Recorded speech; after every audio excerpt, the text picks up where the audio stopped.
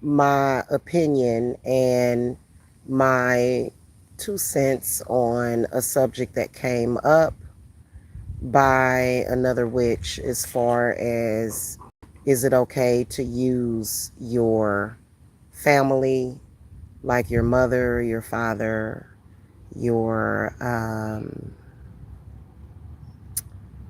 grandparents' cemetery dirt for magic, in particular for black magic or Bane.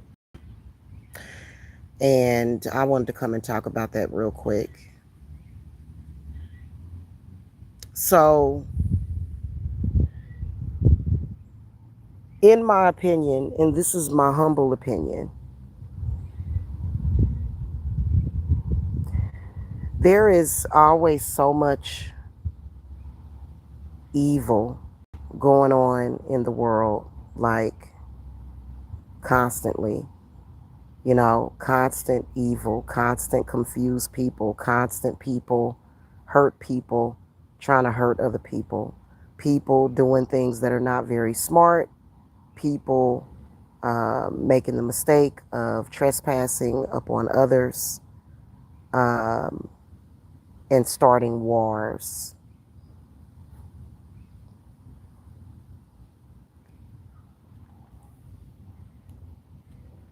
Wars that are not even necessary to begin with.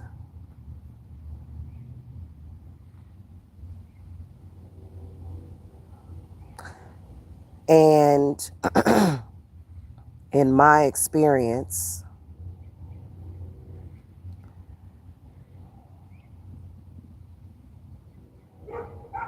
people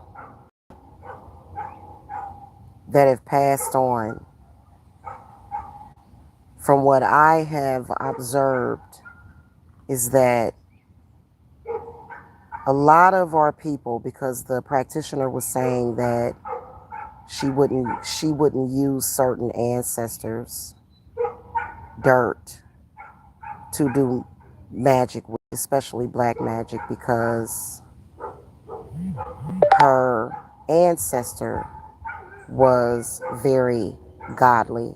Hey, Stevan. Hello. Welcome to the chat. Hi. Happy Monday. And I think if you're struggling with that, I think that it is as simple as doing divination. I think that you should not just assume that your ancestor is not going to be willing to help you. We are all of God. We are all God's creation, and however people choose to define God, at the end of the day, that comes from that person's heart. There are some people that have a connection with God that is very, very evil. But then again, there are people like me who have a connection with all of spirit that is very, very peaceful, very, very serene, very, very loving, and non-judgmental of people. Okay? Unless those people are trying to do harm to me and the people that I love. So, one thing that I've noticed, and the one thing that, because I do work with Santa Martha, and I get a lot from her, she is amazing. And the one thing that I do know is that when we cross over, when we pass away, you get, until you are reincarnated, because reincarnation is a very real thing.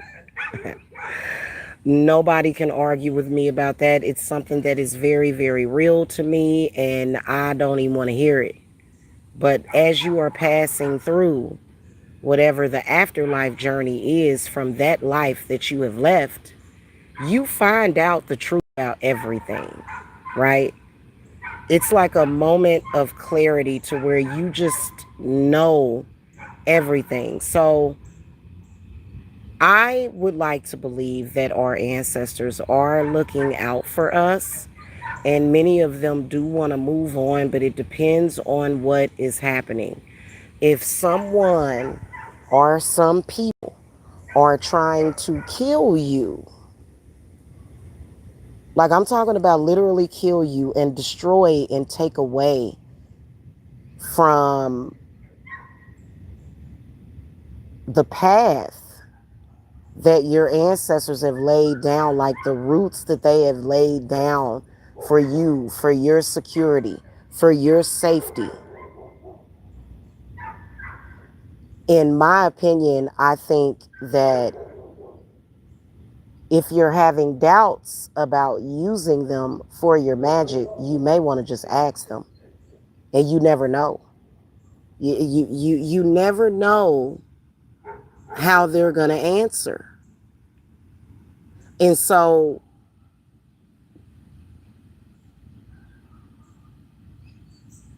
they may be okay with that, especially if your life is in danger. Now, for me, when it comes to baneful or black magic, I don't just do it just for the hell of it. I get express permission. I'm not the type of person that takes pleasure in hurting people. If I'm doing some baneful magic, it is usually because the target has done egregious harm and won't leave me alone. That's the only reason. Like, if somebody has it out for me, then I'll do it with no apologies whatsoever. And I believe that the ancestors are looking at everything because they can see everything. And they're thinking, they see everything. Like, your ancestors are watching everything. Anybody that got their name, anybody that got your name in their mouth, they watching, right? They watching. And typically, like, your ancestors, and I'm not just talking about familial ancestors, I'm talking about familiars.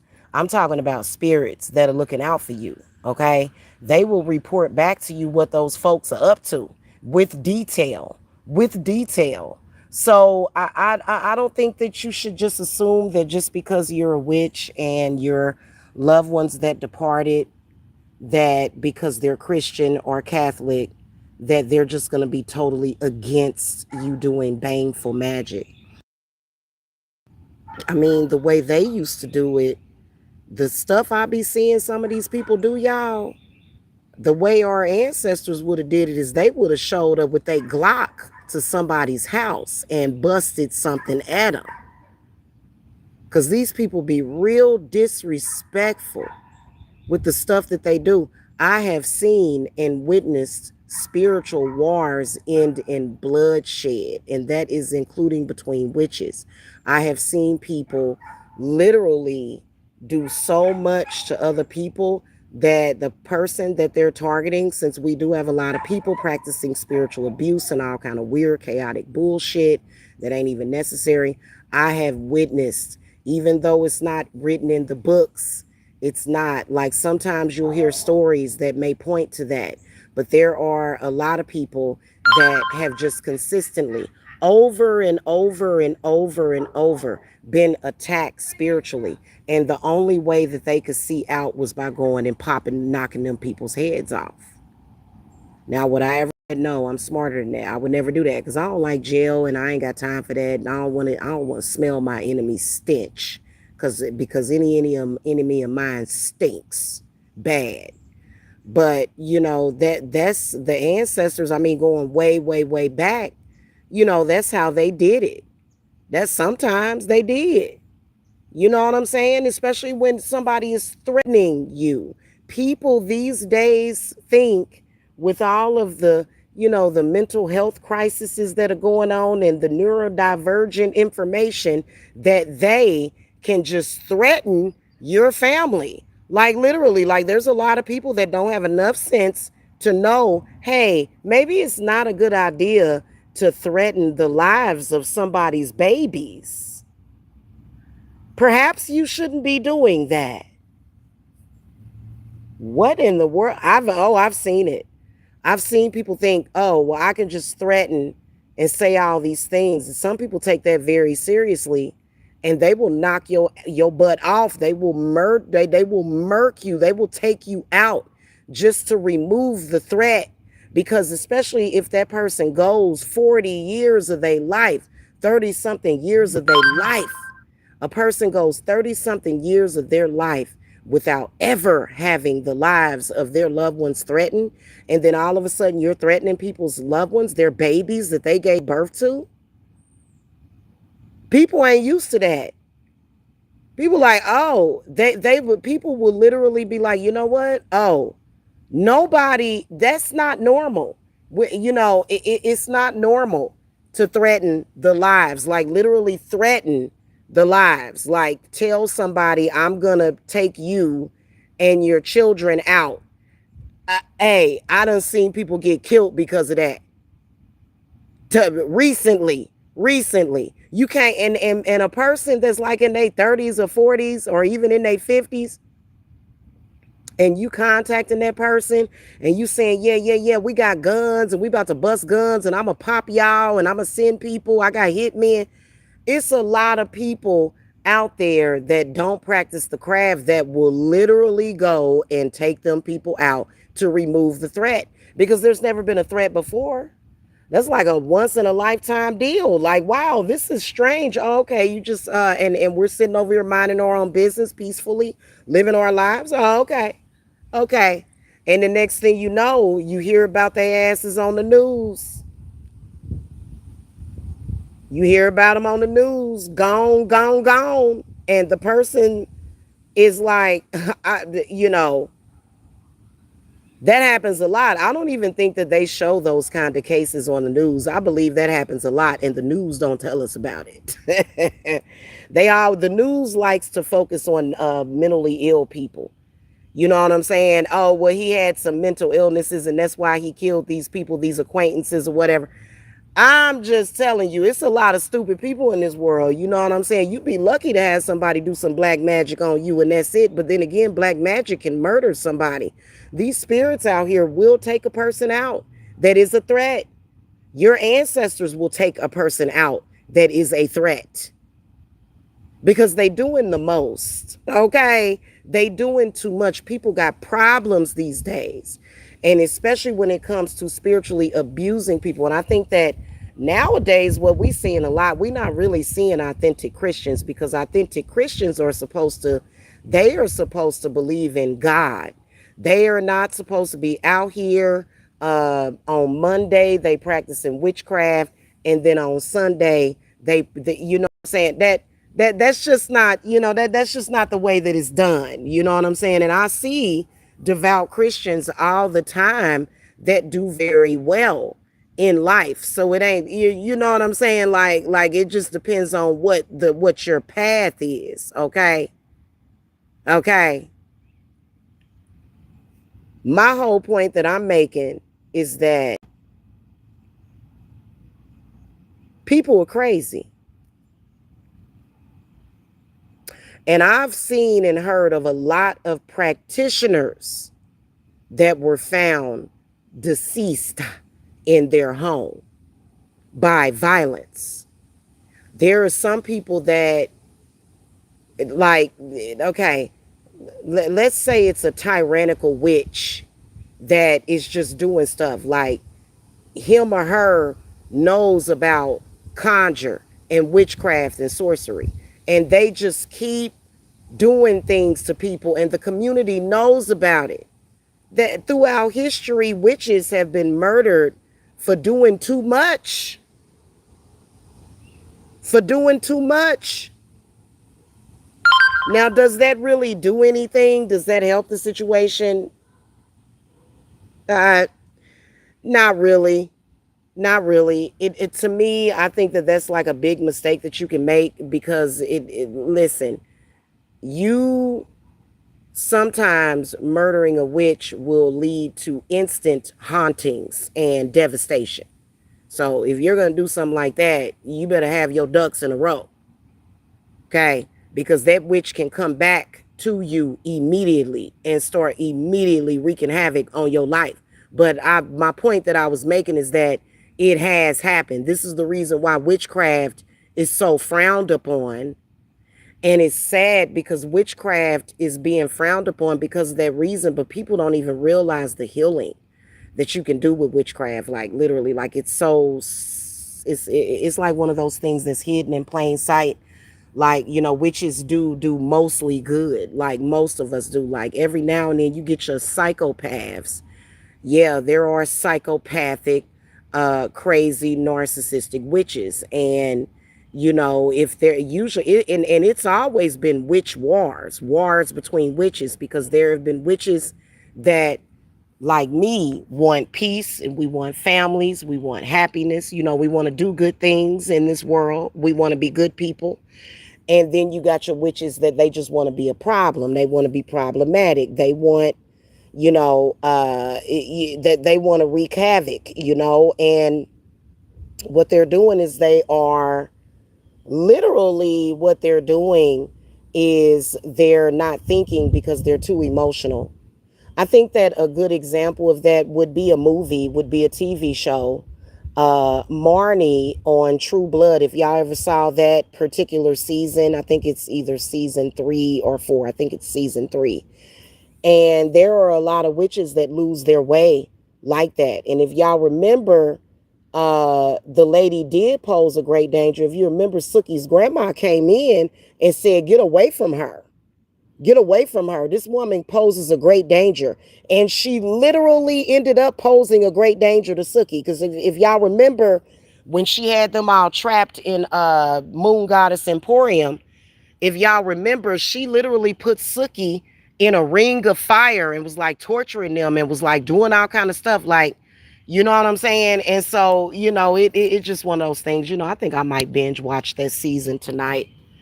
I got stuff to do. I can't be here that long, but I mean, to deviate from the point, ask your ancestors, ask them. And they may be okay with it.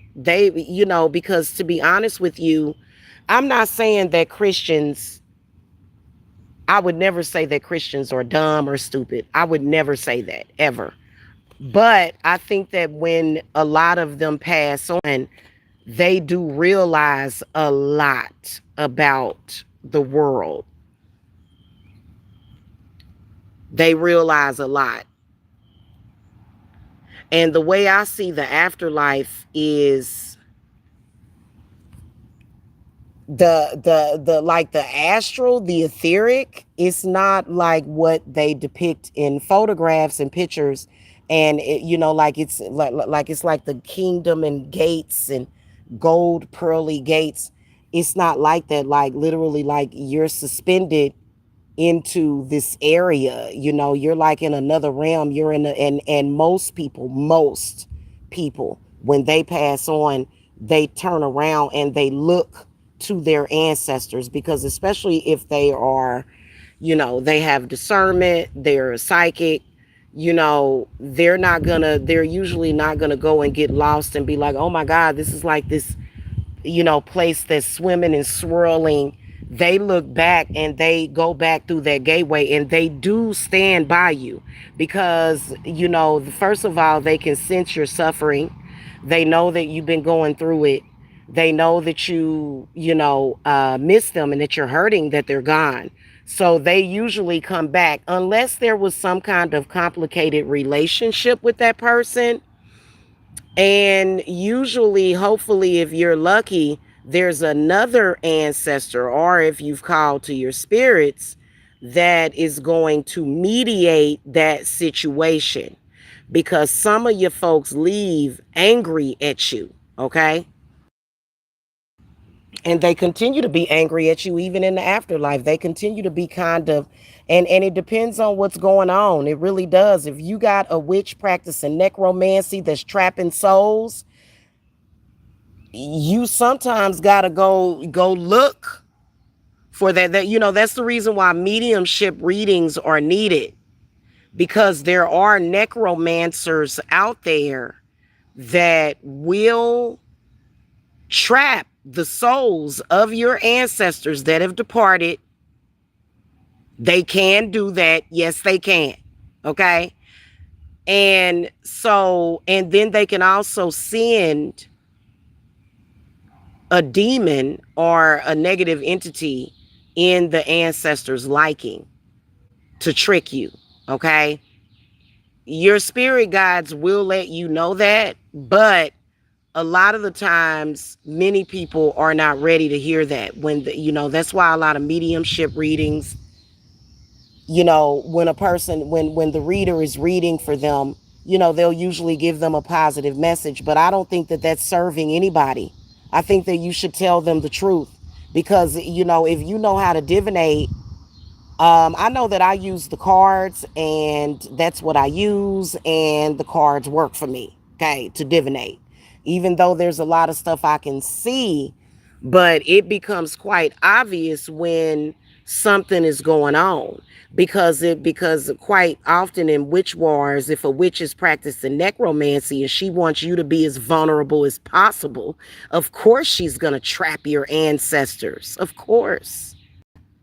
So it's a lot more complicated than just religion, right?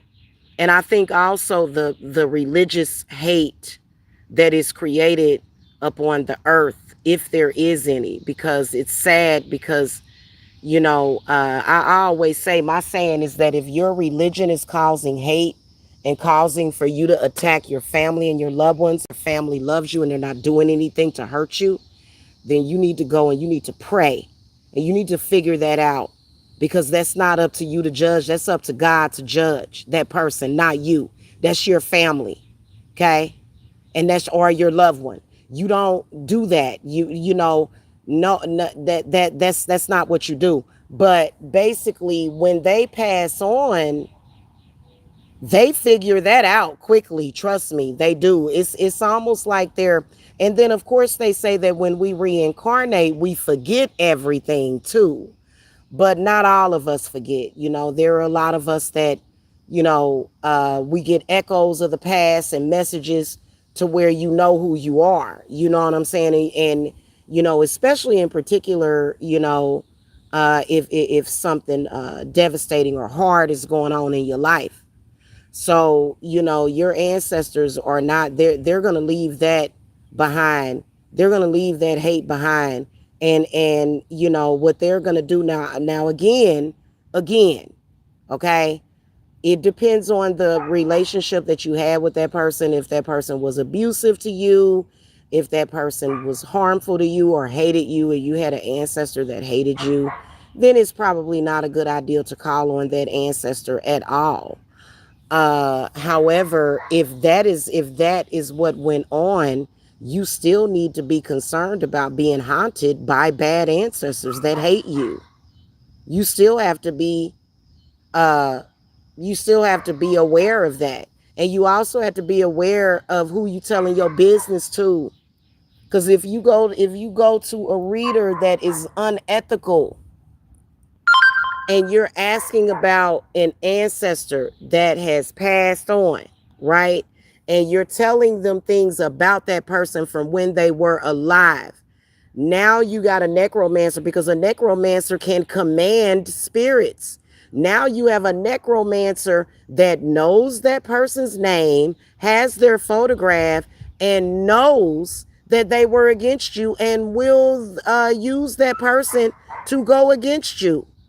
So y'all have to be aware not only of that, but also the unethical practices that are going on. Just because somebody knows something doesn't mean that they're going to use it for good. Doesn't mean that the people will. There are many people utilizing necromancy, utilizing sorcery for evil.